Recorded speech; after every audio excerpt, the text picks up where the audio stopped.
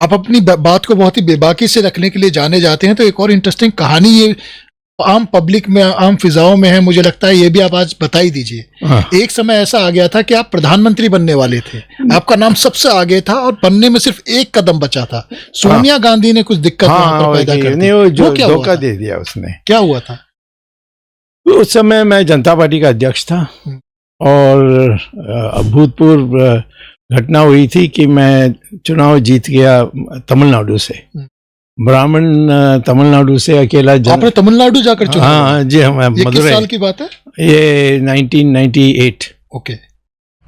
तो मैं उस समय चुनाव हुई थी, तो चुनाव में मैं जीत गया। फिर जनता पार्टी से?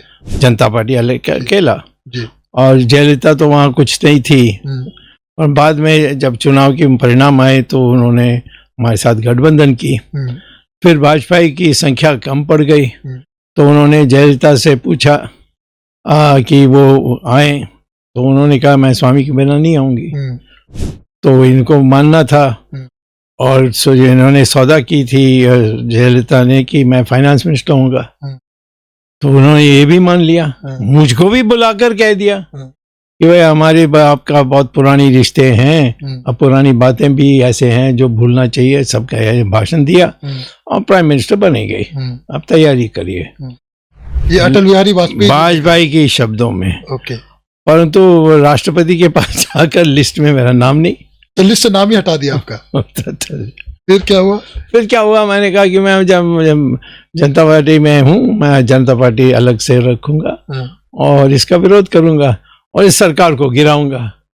तो उसके लिए मैंने मुलायम सिंह यादव, लालू यादव, ये सारे लोगों की जो छोटे छोटे टुकड़े थे सबको जोड़कर, उस समय कांग्रेस भी हमारे साथ आई थी, राजीव गांधी तो मर गए थे, तो ये सोनिया गांधी आई हुई थी, तो उन्होंने कहा मैं भी साथ दूंगी। तो बहुत अच्छा, हम सब मिल करके सरकार अटल बिहारी वाजपेयी की सरकार को गिरा दी। पार्लियामेंट की जब गिनती हुई थी उसमें हमारी मेजॉरिटी थी, वो हार गए। तो तब ये तय हुआ था कि हम सब बैठकर तय करेंगे कौन प्रधानमंत्री बनना चाहिए। तो मुलायम सिंह ने कहा स्वामी को मैं बहुत सालों से जानता हूँ, वही ठीक है, वही इकोनॉमिक्स जानता है एक्सेट्रा। लालू भी ने सपोर्ट किया, बहुत लोगों ने सपोर्ट किया। बट सोनिया गांधी और चुपचाप वाजपेयी के साथ गठबंधन करके सोनिया गांधी ने जाकर राष्ट्रपति को कह दिया कि अकेला वो सरकार बनाएगी और किसी और को नहीं साथ लेगी।